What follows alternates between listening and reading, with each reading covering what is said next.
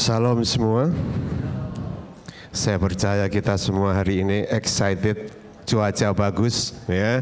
Saya percaya kita semua diberkati oleh Tuhan selama seminggu yang lalu ya sampai hari ini, dan saya melihat percaya ada perubahan dalam kehidupan saudara ya. Setelah mendengar 2 kali khotbah di tahun 2026 ya, 26 ya. Masih bangun 2025 ya. Nah, saudara, saya percaya kita di sini mempunyai sesuatu hal yang sama ya. Kalau saudara ingat khotbah saya terakhir bulan lalu, kita ada 2 pilihan ya. Kematian adalah suatu yang sangat berharga ya. Kalau mati dalam dosa atau mati di dalam Tuhan ya, pilihan di tangan saudara. Ada 2 pilihan di dalam kehidupan kita. Mau tetap di dalam dosa atau mau ikut Tuhan ya. Hari ini menyambung yang hal itu, ada 2 pilihan juga buat saudara. Tapi saudara, saya percaya hari ini kita akan diberkati dan kita akan diubahkan oleh firman Tuhan ya. Ini slide pertama, mungkin kita bisa pasang, masih slide kosong ya. Ya. Kenapa kosong saudara? Saya harap saudara mengosongkan pikiran semua saudara. HP bikin silent, kalau perlu dimatiin. Kita fokus apa yang dinyanyikan, kita fokus kepada Tuhan Yesus yang akan berkata kepada saudara dan saya. Firman ini lebih banyak berbicara kepada saya, dan saya bagikan supaya saudara bisa mengikuti apa yang saya alami selama ini bersama-sama dengan Tuhan. Nah, sebelum saya memulai khotbah hari ini, saya mau saudara merenungkan satu video klip ini ya, supaya kita bisa mengerti benar-benar apa sih yang sebenarnya yang ada dalam hidup kita, berkat apakah yang ada dalam hidup kita. Mari kita simak.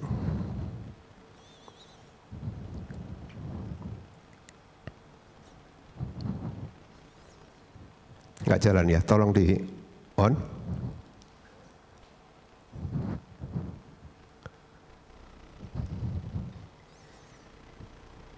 Bisa ditolong?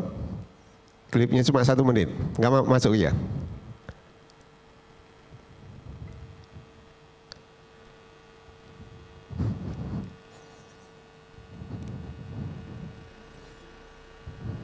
Nice, oke.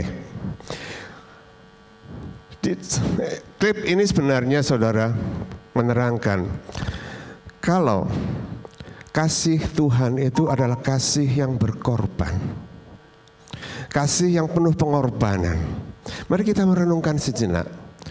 Kalau kita ada di tempat ini, kita dikasih Tuhan bukan karena perbuatan kita, tapi atas pengorbanan Yesus di kayu salib.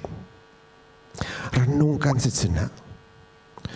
Kita nggak bisa ada di sini, kita nggak bisa mendengarkan firman Tuhan dengan baik kalau tanpa pengorbanan Kristus di kayu salib.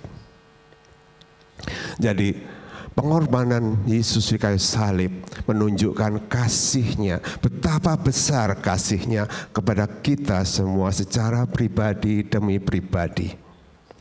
Melebihi semua harga, dia korbankan anaknya. Jadi mari kita sadari, kita hidup sangat berharga di mata Tuhan. Amin saudara ya. Nah, hari ini saya akan berkhotbah ya, sesuatu yang bisa kita lihat dengan judul sesak dan sempit. Para saudara sudah tahu ayat-ayatnya, yang sudah lama berkecimpung di gereja akan tahu ayat-ayat ini saudara. Kenapa sesak dan sempit? Nggak ada orang, kalau sesak dan sempit itu susah sekali saudara ya. Susah, udah sesak ya, nggak ada orang sini mau jalan yang tempat yang sesak, maunya yang enak-enak saudara ya. Satu tempat maunya pilih freeway, nggak mau jalan yang lurus ya, mau yang jalan bagus ya. Mau berkat maunya yang gampang ya. Mau doa dijawab maunya yang gampang. Semuanya mau yang lebar-lebar, nggak mau yang sempit saudara. Tapi saudara, mari kita balik kembali. Sebenarnya kalau Yesus saja untuk membawa saudara dan saya selamat dengan pengorbanan, kita harus mulai hidup penuh dengan pengorbanan, dengan perjuangan dalam hidup kita ini, saudara ya. Mari kita baca ayatnya. Yang diambil dari Injil Matius pasal yang ke-7 ayat 13 dan 14 ya. Masuklah melalui pintu yang sesak itu, karena lebarlah pintu dan luaslah jalan yang menuju kepada kebinasaan, dan banyak orang yang masuk melaluinya. Karena sesaklah pintu dan sempitlah jalan yang menuju kepada kehidupan, dan sedikit orang yang mendapatinya. Saudara, di dalam itu ada pilihan saudara. Yang banyak itu menuju ke kebinasaan. Yang sempit cuma yang satu orang saudara. Jadi saudara, ada pilihan saudara. Saudara mau seperti orang yang banyak, apa mau yang sendirian? Saya akan pelan-pelan pagi hari ini supaya kita mengambil keputusan dan benar-benar mengambil keputusan ini dalam hidup kita, karena kita nggak tahu kapan kita akan berakhir. Ya, hari ini menentukan besok saudara ketemu Tuhan apa enggak. Dan saya percaya hanya sedikit sekali di dunia ini orang yang mau masuk melalui pintu yang sesak, pintu pertobatan sejati, dan menyangkal dirinya untuk mengikut Kristus. Sampai di sini kita benar-benar enggak menyangkal diri kita. Menyangkal diri untuk mengikut Kristus. Melupakan diri kita mau mengikut Kristus. Saudara, datang bergereja tidak menjamin saudara mengikut Kristus. Datang duduk mendengarkan firman Tuhan, mengerti firman Tuhan tidak menjamin kita mengikuti Kristus Yesus. Jarang orang betul-betul berusaha mentaati semua perintahnya dan sungguh-sungguh mencari kerajaan Allah dan kebenarannya. Ini firman Tuhan saudara. Carilah dahulu kerajaan Allah dan kebenarannya, maka semuanya akan ditambahkan. Kita manusia, kita bergereja hanya mau tambahan saja saudara. Ekstra. Gila kalau kita pergi ke tempat-tempat yang jual barang-barang, kalau dikasih ekstra paling seneng kan. Seneng sekali dapat ekstranya saudara. Bayarnya yang susah saudara ya. Maunya ekstranya saja. Dikasih ekstra 1 mau 2 saudara. Nah inilah manusia saudara ya. Jarang sekali mencari kebenarannya, bertekun sampai kesudahannya. Jarang sekali firman Tuhan katakan benar-benar kita baca ini saudara. Enggak banyak, sedikit. Banyak yang datang ke gereja tapi sedikit yang memilih untuk ikut Kristus. Banyak yang mendengarkan khotbah, banyak yang belajar tentang firman Tuhan, tapi sedikit yang mengikut Kristus. Wah, Pak Gideon ini mulai ini ya menghakimi. Saudara, ini firman Tuhan dikatakan hanya sedikit. Ya, jadi kalau pilih saudara ya, pilih jadi orang-orang yang banyak itu masuk melalui pintu yang lebar, masuk pintu yang lebar, jalan yang lebar saudara. Jalan yang sempit apa artinya saudara? Seketak ambil keputusan ikut Yesus, tidak ada pilihan lain, mentaati firman-Nya, melakukan kebenaran firman-Nya. Meninggalkan masa lalu kita, meninggalkan cara hidup kita yang lama menjadi cara hidup kita yang baru. Itu mengikut Kristus. Menjalani hidup di dalam Tuhan memang gak gampang saudara. Kalau gampang kita anak gampang. Kita harus mulai berusaha. Tuhan Yesus untuk menebus saudara, Dia berusaha tetap setia, tetap taat. Bahkan sampai mati di kayu salib Dia berusaha. Saudara kalau bisa membayangkan bagaimana Dia dicambuk, Dia mengangkat salibnya, naik ke bukit Golgota hanya untuk saudara dan saya. Maka saudara, jangan sia-siakan keselamatan yang sudah dijanjikan oleh Tuhan dalam hidup kita. Jalan yang sempit nggak ada lain saudara. Jalannya Tuhan, akulah jalan, kebenaran, dan hidup. Tidak ada seorang pun datang kepada Bapa selain melalui aku.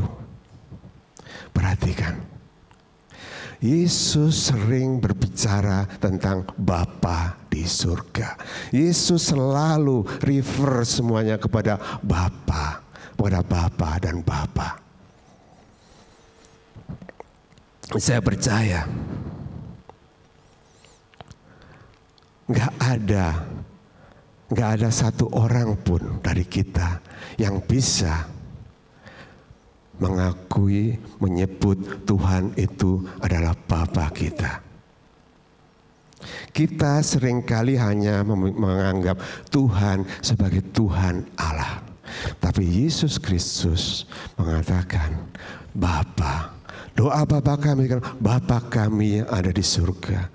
Doa Bapa kami memberikan kita satu pernyataan. Kalau kepada Tuhan itu katakan Bapa, bukan Tuhan.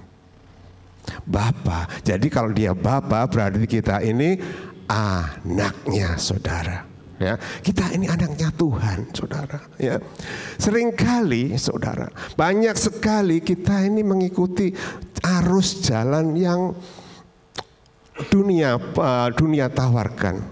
Seringkali kita juga melihat jalan kita itu jalan yang benar. Amsal katakan ada jalan yang disangka lurus, tapi ujung-ujungnya maut. Saudara, jalan yang benar adalah jalan Yesus Kristus. Mari kita lihat poin pertama. Jadi poin pertama hari ini tidak banyak poin saudara, cuma satu, ya ini anak. Kita semua anak. Kita semua orang tua. Kita semua punya seorang bapak. Bagaimana sih sebagai orang tua kalau lihat anaknya, dua anaknya bertengkar terus? Yang kena siapa? Orang tuanya. Ini anaknya siapa sih? Ada seorang anak selalu ribut aja di kelas. Ini anaknya siapa sih? Orang tuanya yang kena, saudara. Nah, praktek ini seringkali terjadi di dalam gereja, di dalam kehidupan orang-orang percaya. Satu sama lain bercekcok. Satu bercekcok sama lain. Sebenarnya saudara, kalau saudara menganggap bercekcok, sebenarnya saudara tidak memuliakan nama Tuhan. Tidak meninggikan nama Tuhan. Yang ada, saudara menjatuhkan nama Tuhan, menghujat nama Tuhan. Kenapa anak, saudara? Ayatnya di sini. Tetapi semua orang yang menerimanya diberi kuasa supaya menjadi anak-anaknya. Jadi saudara di sini, duduk di sini, saudara bukan jemaat, saudara bukan umat, kita semua adalah anak Bapa kita yang saling mengasihi. Kita ini, aku ini anak Bapa, anak Tuhan di atas segala Tuhan. Aku diangkat jadi anaknya. Keyakinan inilah saudara yang membawa kita sampai kepada jalan yang sempit itu. Di dalam perumpamaan anak yang hilang, siapa yang pulang? Hanya anak yang pulang ke rumah orang tuanya. Hanya anak yang bisa kembali kepada orang tuanya. Jadi kalau saudara nggak meyakini, kita nggak meyakini diri kita ini anak Tuhan, kita mau pulang ke rumah siapa? Kalau kita ini, aku anaknya Tuhan, aku anaknya Tuhan, pencipta segala langit dan bumi, dia punya rumah, aku pulang ke rumah Bapa. Aku kembali ke rumah Bapa karena di sana, di rumah Bapakku ada tempat-tempat yang bagus. Siapa ke rumah Bapakku? Ya kita semua sudah disediakan. Rumah itu disediakan. Bagaimana menyediakannya? Bagaimana kehidupan kita saat ini? Hanya seorang anak yang kembali kepada rumah Bapaknya. Ini penting sekali saudara, karena ini menentukan sikap dan pikiran kita mulai hari ini sampai selanjutnya. Kalau hari ini kita nggak bisa percaya, nggak bisa mengakui kalau kita ini secara pribadi adalah anak Bapa di surga, mari kita mau kembali. Tuhan, aku ini anakmu. Bapa, aku anakmu. Saudara, orang tua mana sih yang gak mau melihat anaknya pulang ke rumahnya? Setiap orang tua pengen melihat anaknya pulang ke rumahnya. Saudara, ini menentukan sikap pertama kali di dalam Tuhan Yesus, Injil Yohanes. Dia datang kepada miliknya, tetapi mereka menolaknya. Jangan sampai kita menolak dia. Tetapi siapa yang menerimanya, dia diberikannya kuasa untuk menjadi anak-anaknya. Kita semua diberi kemampuan, kita semua diberi hak untuk menjadi anak Bapa di surga. Susah sekali saudara merubah kebiasaan-kebiasaan yang sudah kita tanamkan, sudah kita lakukan bertahun-tahun untuk menyebut dia hanya sebagai Tuhan. Terus firman Tuhan katakan dia adalah Bapa. Doa Bapa kami adalah tentang Bapa dan anak. Kita harus mulai belajar. Kita harus mulai mengubah cara berpikir kita. Baptisan hanya sebagai lambang kita menyerahkan kepada Tuhan. Tapi perjalanan hidup kita menentukan kalau dialah Bapa kita. Saudara, ini bukan hanya di Yohanes saudara. Tapi lihat satu ayat ini yang bisa boleh kita lihat. Nah, dari Efesus saudara, Efesus 1 ayat 5. Ya, 5 ya.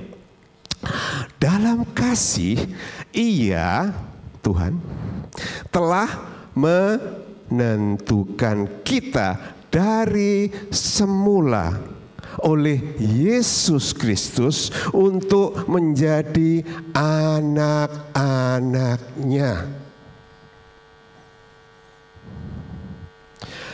Untuk menjadi anak-anaknya, ini seringkali tidak ditekankan dalam kehidupan kita.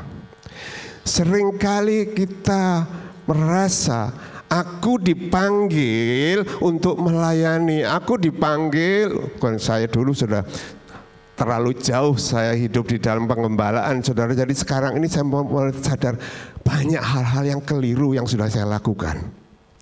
Selama melayani Tuhan, saya pikir ini adalah pengembalaan, ini adalah panggilan saya. Ternyata saya salah sampai di sini. Panggilan utama kita bukan gembala, bukan penginjil, bukan pengajar, tetapi panggilan utama kita adalah anak Tuhan, ditentukan sejak dahulu kala.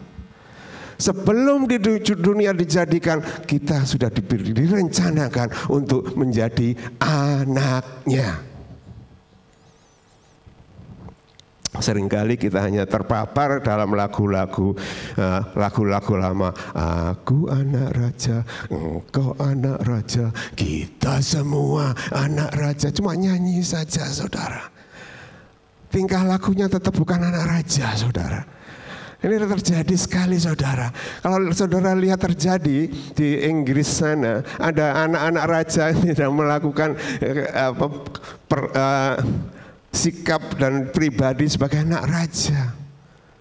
Saudara, itu melambangkan banyak sekali daripada orang-orang percaya tidak pernah menyadari, mendalami kalau kita ini ditentukan oleh Tuhan, dipanggil oleh Tuhan untuk menjadi anak-anaknya. Yesus Kristus mati di kayu salib supaya kita layak menjadi anak-anaknya.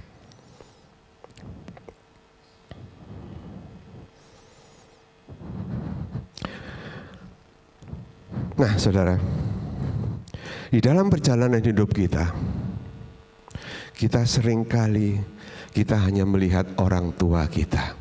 Kita belajar dari orang tua kita. Ya, nggak ada sekolah bapak, ya, nggak ada sekolah jadi anak, nggak ada saudara. Nggak ada sekolah jadi bapak, nggak ada. Di dalam sekolah-sekolah Alkitab juga nggak ada saudara. Sekolah Alkitab bagian ini jurusannya kebapakan, jadi bapak, jadi anak, nggak ada saudara. Yang ada hanya di firman Tuhan. Saya percaya saudara, kita harus mulai berpikir jauh lebih jelas lagi. Begini saudara, ya. Kita berpikir begini. Dia itu Tuhan yang sudah menentukan saudara dan saya untuk menjadikan kita anak-anaknya. Mikir sebenar. Kalau aku seorang anak, ya banyak juga hal-hal. Saudara di sini ini, di dunia ini banyak sekali pendeta-pendeta, pengkhotbah yang terkenal luar biasa. Ya, khotbah baik sekali, luar biasa, pengalaman hidupnya luar biasa saudara. Tapi saudara, yang penting bukan mendengarkan mereka. Kita sebagai anak harus mengakui punya pengalaman pribadi sebagai anak Tuhan. Saudara, awal-awal pertama saya yang menguatkan saya tetap ada di dalam iman saya karena saya mendengar sendiri apa yang dikatakan Tuhan dalam kehidupan saya. Awal-awal pertobatan saya masih kerja di pabrik kaos saudara. Sering kali saya ceritakan ini saudara, tapi poinnya begini saudara. Satu hari di dalam perjalanan pulang dari kerja, M4 itu baru mulai jadi saudara. Jadi rem naiknya itu sudah 80 saudara. Ya, tahu sendiri kalau orang baru pertama percaya Tuhan itu hatinya menggebu-gebu sekali ya. Menggebu-gebu sekali, suara Tuhan dengar dengan jelas. Ya, lama-lama sudah nggak jelas lagi saudara. Ya. Awal-awal saudara, saya enak naik rem ini 80, ini sekarang udah 100, dulu tuh maksimum 80 saudara. Baru naik ya, saya pikir kok sepi, saya jalan cepet. Dengan suara dengan keras sekali dalam hati saya, my son, slow down. Saudara, saya begitu slow down. Kalau saya melewat 1 detik saja, saya sudah nggak ada di sini, saudara. Tapi bukan kejadiannya itu. Saya mendengar ini pengakuan dia kepada saya, my son, my son. My son, my son, my son, my son, my daughter, my daughter. Pengakuan ini harus kita alami dalam kehidupan kita.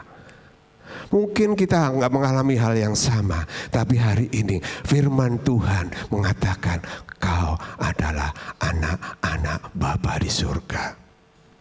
Aku anak Bapa di surga.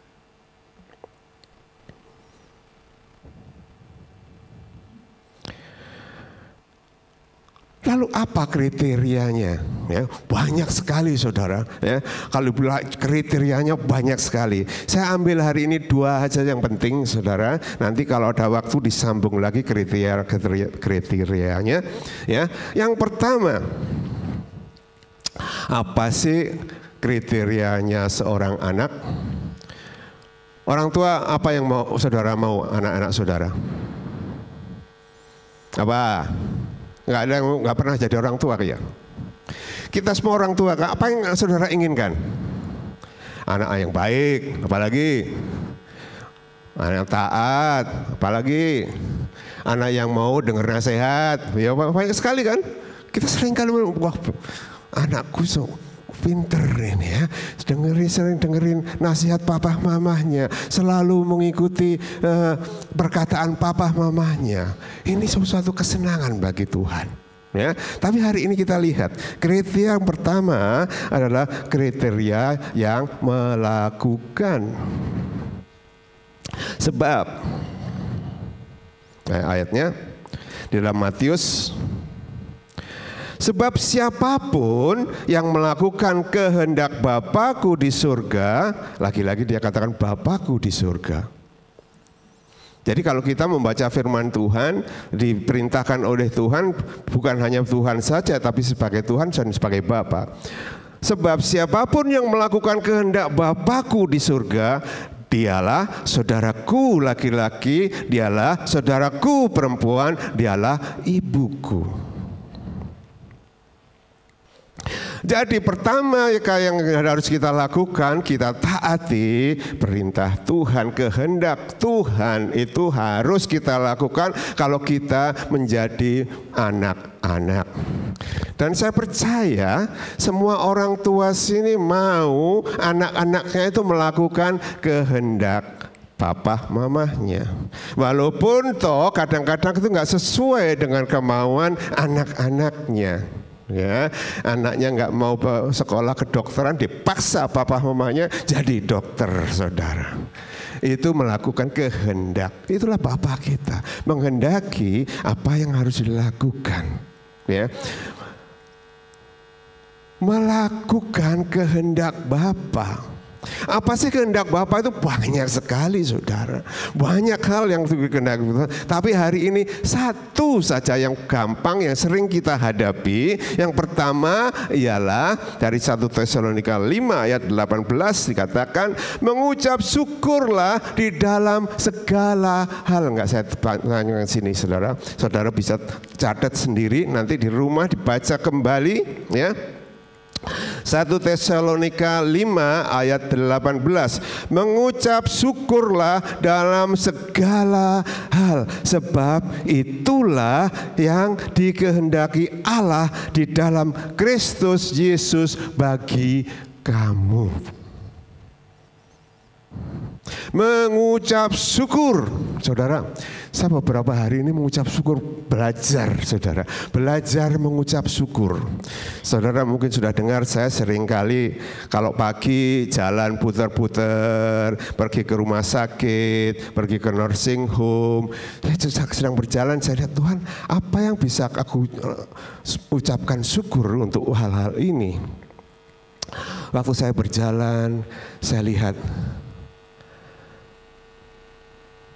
orang pembuang sampah. Ini banyak sekali orang membuang sampah, ya. Banyak sekali. Apa yang bisa kita lihat kalau orang membuang sampah? Ucap syukur apa?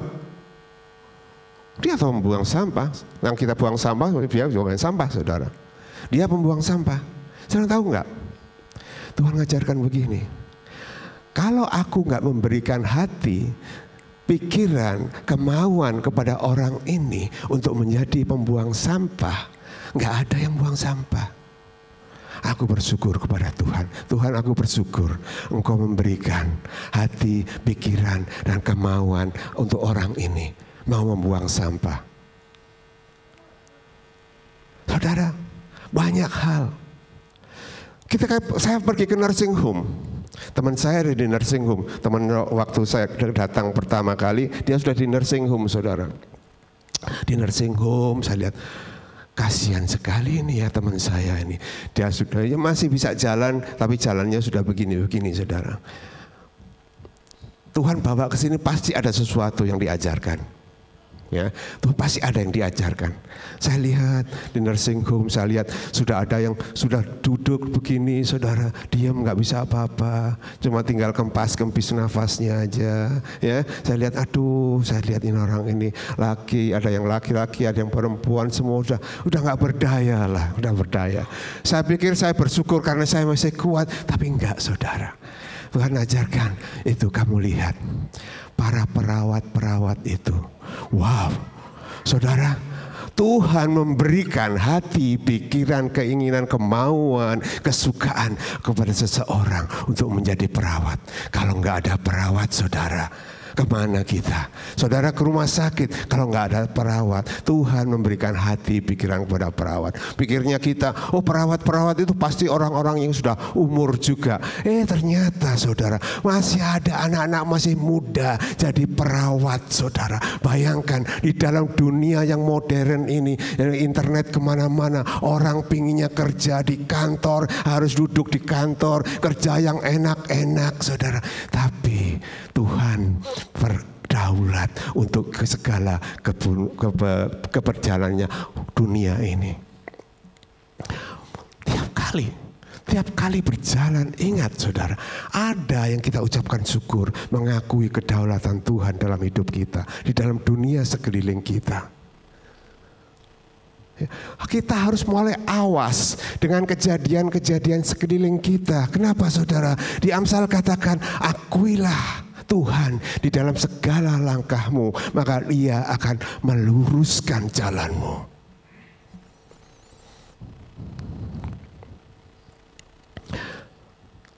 Saudara lihat kejadian-kejadian tragedi, hujan, angin, banjir, di mana-mana, apa yang sudah belajar? Kita lihat nggak ada satupun yang bisa mengalahkan alam. Tidak ada satupun yang bisa memberhentikan pekerjaan Tuhan untuk menjadikan saudara jadi anak-anaknya. Tidak ada satupun. Tinggal kita pilih yang mana. Kita milih pintu lebar atau pintu sempit. Pilihan ada di tangan saudara. Saya nggak bisa mengubah saudara, tapi saudara harus punya satu keputusan. Aku mau hidup di jalan Tuhan. Amin. Akuilah Dia. Apalagi yang kita belajar, saudara? Banyak hal yang kita harus belajar. Banyak hal-hal yang kita pelajari dalam hidup kita. Lihat train strike, aduh luar biasa. Saya lihat train strike, wih, orang-orang nunggu dengan sabarnya, ya, dengan sabarnya ada 1 jam, 2 jam, saudara, mogok. Perhatikan apa yang saudara belajar di sini. Nanti saudara belajar sendiri ya. Yang saya pelajari begini, saudara. Banyak ini driver ini gajinya luar biasa loh, saudara. Gajinya sudah luar biasa. Dia minta naik 32% selama 4 tahun. Jadi tiap tahun 8%, saudara. Kalau dia sampai 4 tahun lagi, gajinya itu sudah di atas 200.000, saudara. Cuma duduk diam aja. Padahal gajinya sekarang udah luar biasa, ya, sudah besar sekali. Saya belajar begini, oh apa ya? Banyak sekali orang-orang yang percaya kepada Tuhan, yang sudah diberkati berlimpah-limpah, masih mengejar ekstra-ekstra kalau dari Tuhan.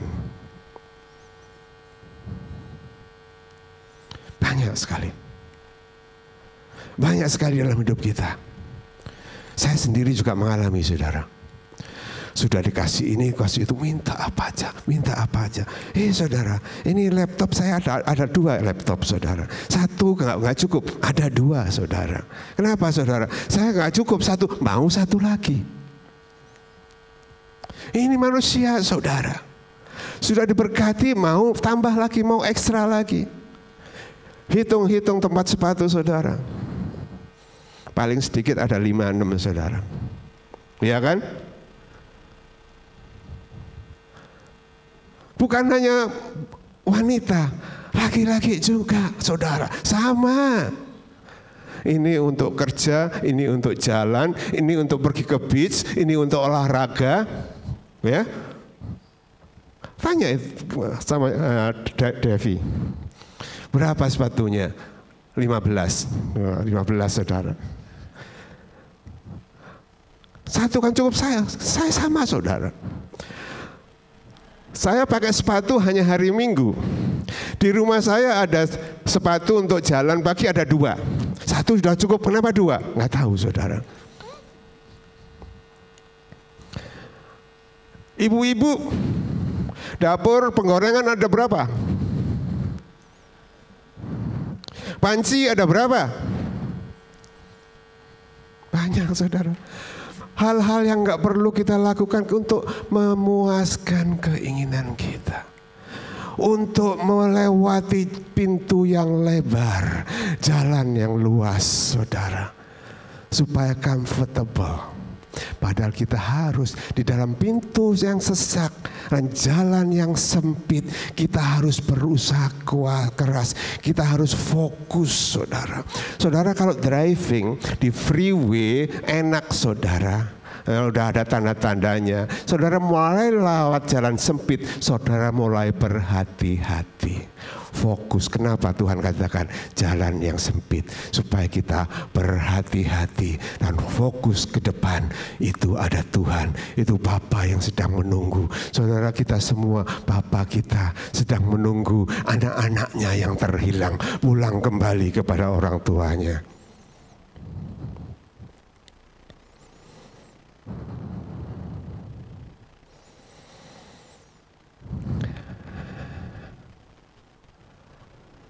Mau mentaati firman Tuhan.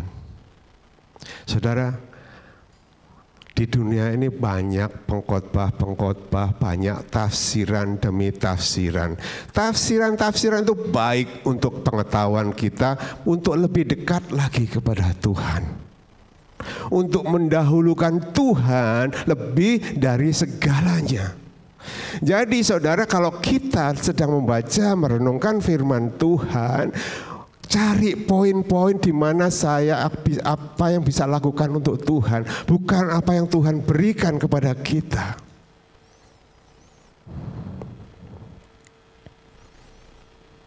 Seringkali kemarin hari Rebo Ibu VV sharing tentang Mazmur 23, saudara. Waduh, pertama, kedua, ketiga, keempat, luar biasa bukan? Penyertaannya Tuhan itu luar biasa. Kita lihat itu semuanya, saudara. Tuhanku luar biasa.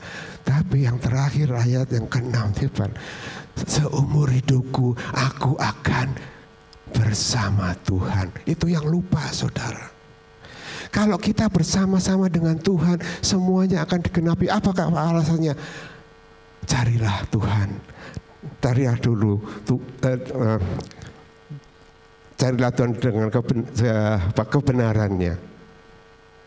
Maka semuanya akan ditambahkan. Bukan ditambahkannya dulu, bukan tambahannya. Mencarinya itu, saudara. Mencarinya itulah jalan yang sempit, saudara. Pintu yang sesak, jalan sempit itu mencari, saudara. Makanya susah, saudara. Jadi saudara jangan enak-enakan, aku sudah bergereja, aku sudah ibadah, berarti saya sudah bersama-sama dengan Bapa. Siapa bilang? Firman Tuhan katakan enggak. Hanya orang melakukan anak-anakku, hanya seorang anak yang kembali ke rumah bapaknya. Yang kedua, hampir cepat saudara ya. Mengasihi. Wah, ini yang susah sekali, saudara.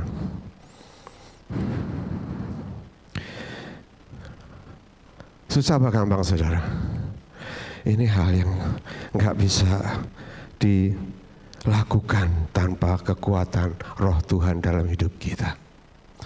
Tetapi aku berkata kepadamu, kasihilah musuhmu dan berdoalah bagi mereka yang menganiaya kamu. Karena dengan demikianlah kamu menjadi anak-anak Tuhan. Jadi sebagai anak-anak Tuhan, saudara harus mengasihi musuh-musuh kita. Musuh kita sebenarnya di mana, saudara? Musuh sebenarnya yang paling besar itu di dalam rumah, saudara. Saudara paling gampang kan marah sama pasangan saudara daripada marah kepada orang. Ini musuh terbesar, saudara. Kita sering sekali, saudara. Kita firman Tuhan katakan, ini kalau kamu mau menjadi anak-anakku, ini penting. Kasihi musuhmu, berdoa buat mereka.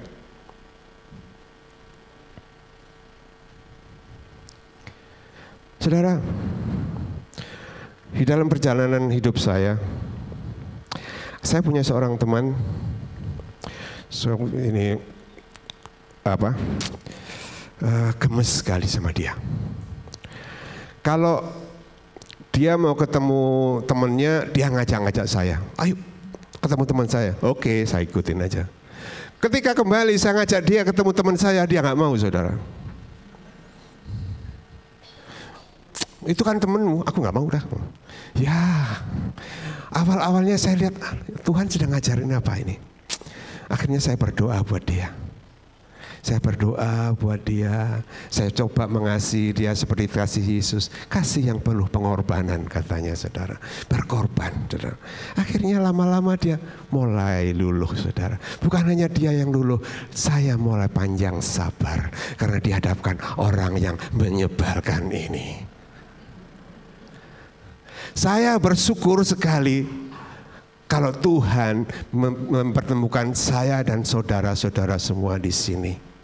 Nah, ada yang menyebalkan, ada yang dia bersyukur. Tuhan mengajar saya untuk panjang sabar, saudara. Ya, panjang sabar itu yang Tuhan ajarkan dalam hidup saya. Saya bersyukur, saudara bisa duduk di sini karena Tuhan kita memberikan hati, pikiran, kerinduan untuk datang bersama-sama beribadah hari ini. Nah, itu saudara. Itu yang harus kita lakukan. Bagaimana melakukannya? Nih saudara. Ini yang harus kita lakukan. Segala sesuatu yang kamu kehendaki, ini Matius 7 ayat 12 ini saudara ya. Segala sesuatu yang kamu kehendaki supaya orang perbuat kepadamu, perbuatlah demikian juga kepada mereka. Itulah seluruh hukum Taurat dan kitab para nabi. Jadi kalau saya menginginkan seseorang untuk melakukan sesuatu kepada saya harus melakukan terlebih dahulu. Ini syaratnya saudara.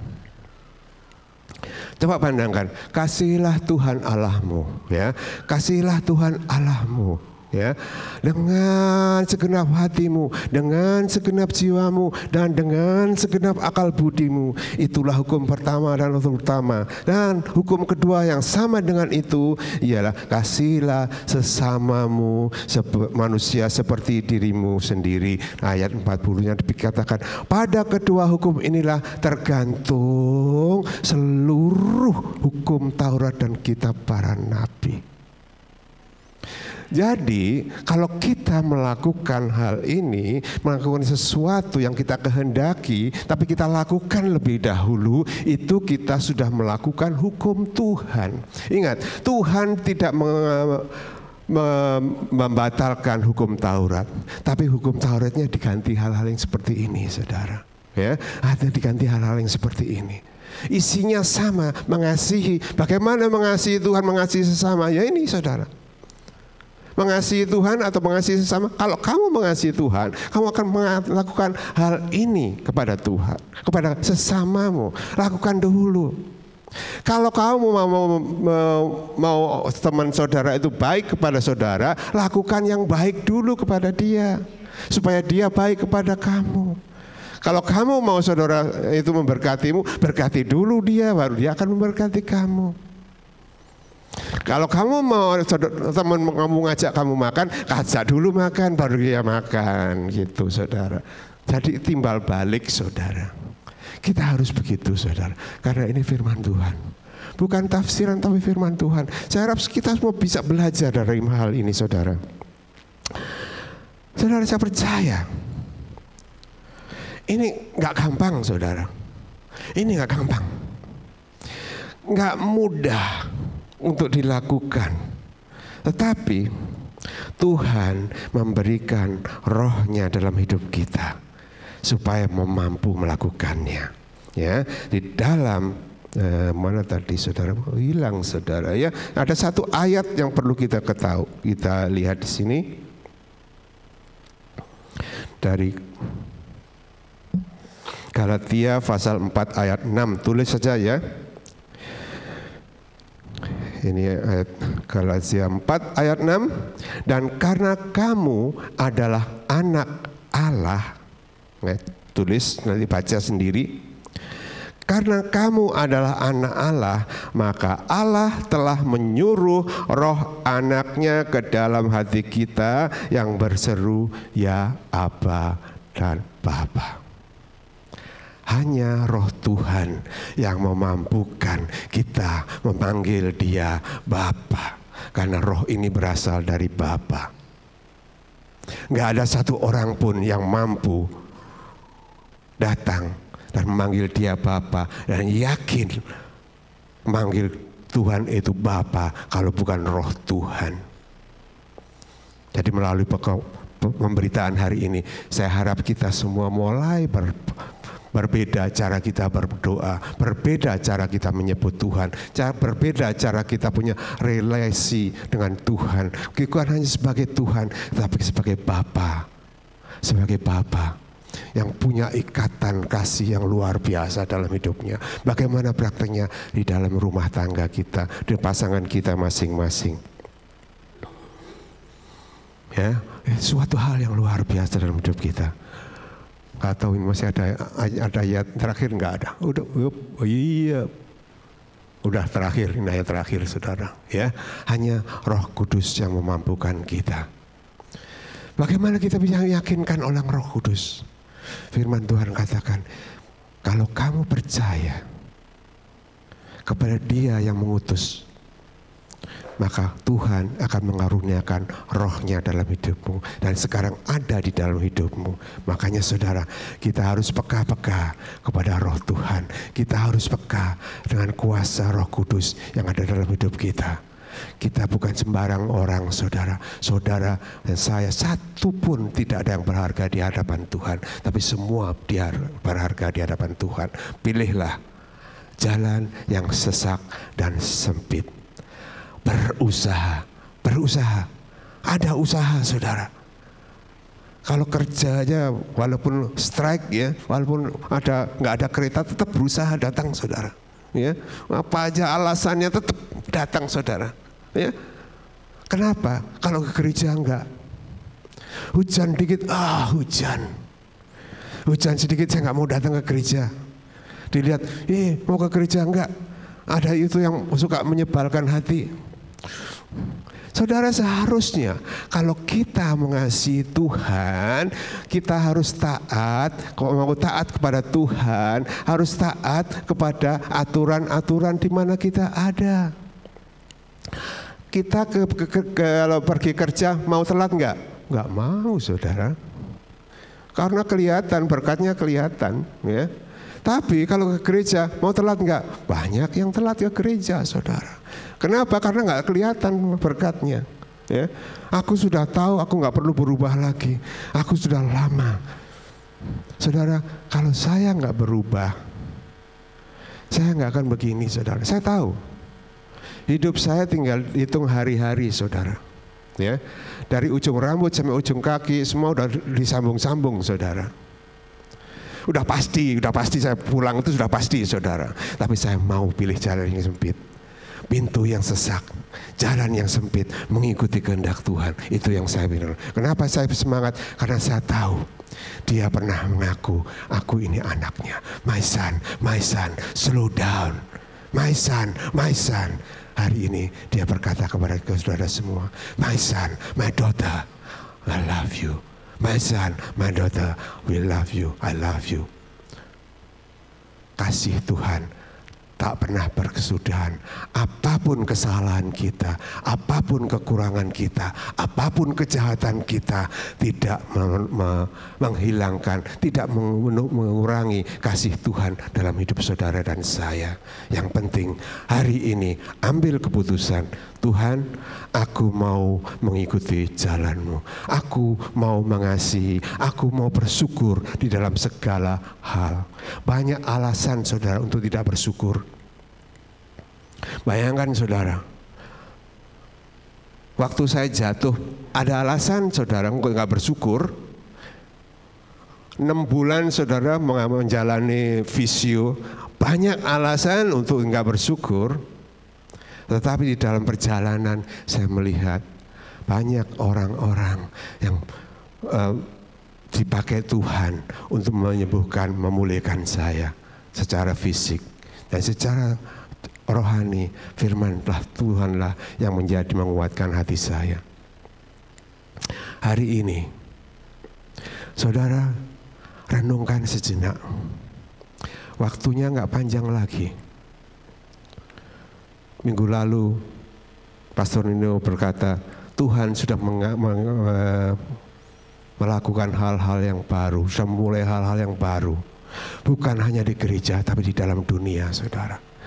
Dunia saat ini, iblis dengan keras-kerasnya bekerja sekuat tenaga untuk menjauhkan kita dari gereja, menjauhkan kita dari kebenaran firman Tuhan. Medsos, saudara. Di mana-mana terjadi banyak medsos, saudara. Bahkan saudara, di kalangan, memang medsos baik kalau untuk baik, tapi saudara, positif dan negatifnya lebih banyak negatifnya, saudara. Kejahatan anak-anak kecil di bawah umur sampai terjadi sampai hari ini nggak pernah terdengar dari dulu. Sekarang terjadi di negeri ini, saudara. Di negeri ini, saudara pikir Australia ini enak-enak, saudara. Australia ini adalah jalan yang sempit dan pintu yang sesak dan jalan yang sempit. Kenapa? Kita dipilih, harus memilih mana yang baik, mana yang sesuai dengan Tuhan. Saudara, kalau saudara tahu apa yang terjadi di Melbourne, saudara, anak-anak masih kecil diajarkan untuk tidak memanggil papa, mama. Tapi mereka memanggil parent, nggak ada lagi papa, mama. Saudara bayangin, bagaimana keadaan negeri ini 20 tahun lagi, 30 tahun lagi, 40 tahun lagi, kalau kita orang yang percaya nggak mau bergerak, nggak mau menyatakan Kristus dalam hidup kepada orang lain. Kita dipanggil untuk mengabarkan Injil, bukan dengan perkataan. Nggak semua orang dipakai untuk bisa berkata, tapi dengan perbuatan kita, orang akan melihat bahwa Yesus Kristus ada dalam hidupmu. Mari kita tundukkan kepala.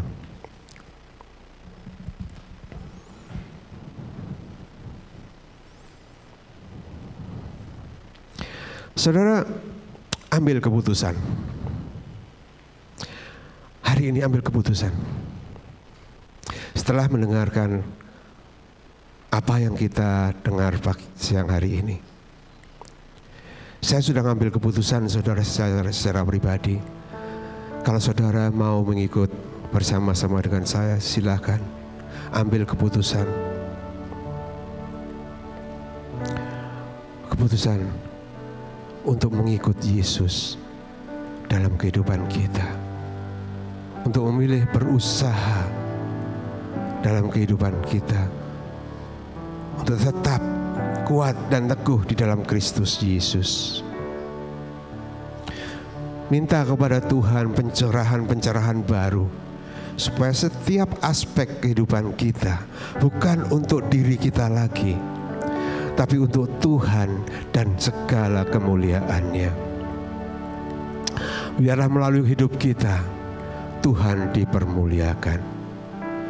Biarlah melalui kehidupan kita, melalui perkataan kita, Tuhan dipermuliakan. Biarlah melalui perjalanan hidup kita, Tuhan dipermuliakan.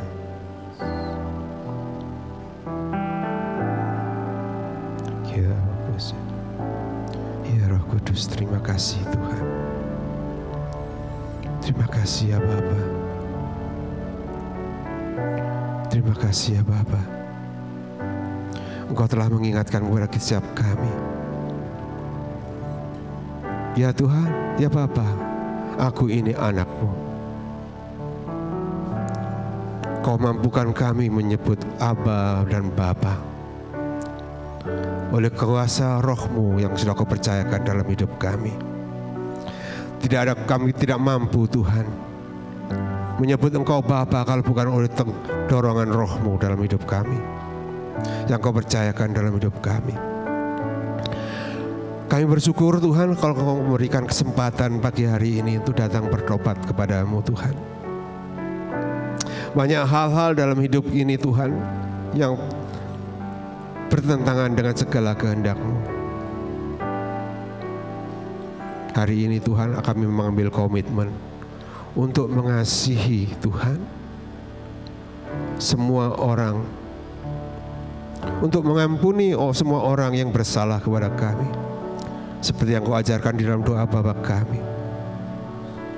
Biarlah Tuhan hidup kami berkenan kepada-Mu Tuhan. Yesus Kristus, bertahtalah dalam hidup kami. Bimbing kami untuk mengikuti jalan-Mu. Bimbing kami semua Tuhan, karena kami percaya kasih-Mu jauh lebih besar, pengorbanan-Mu jauh lebih besar dari pengorbanan kami sebagai anak-anak-Mu Tuhan. Kami mau berkorban untuk mengasihi orang lain seperti Engkau berkorban mengasihi kami. Walaupun kami masih dalam keadaan berdosa, Engkau sudah mengasihi kami. Bahkan Engkau mau Tuhan mengorbankan. Engkau berdiri di kayu salib Tuhan, untuk membuktikan kasih-Mu Tuhan. Biarlah Tuhan kami menuruti jejak-Mu. Kami mau berkorban untuk mengasihi orang-orang yang bersalah kepada kami. Bahkan musuh-musuh kami Tuhan. Kami memberkati musuh-musuh kami. Kami memberkati orang yang selalu berkata-kata kasar kepada kami. Kami berkati dia Tuhan. Ampuni dia Tuhan, karena dia tidak mengerti, karena dia belum mengerti akan Engkau Tuhan. Biarlah kami yang mengerti. Kami bisa membagikan kasih-Mu kepada mereka Tuhan. Bapa, kami berdoa, kiranya Kau satukan keluarga-keluarga kami Tuhan. Pasangan suami istri Tuhan, biarlah Tuhan kami saling mengasihi, saling berkorban seperti Engkau berkorban Tuhan. Terima kasih ya Bapa. Terpujilah nama-Mu. Terpujilah Engkau, Yesus Kristus. Mari saudara, mari kita fokuskan mata kita kepada Yesus Kristus.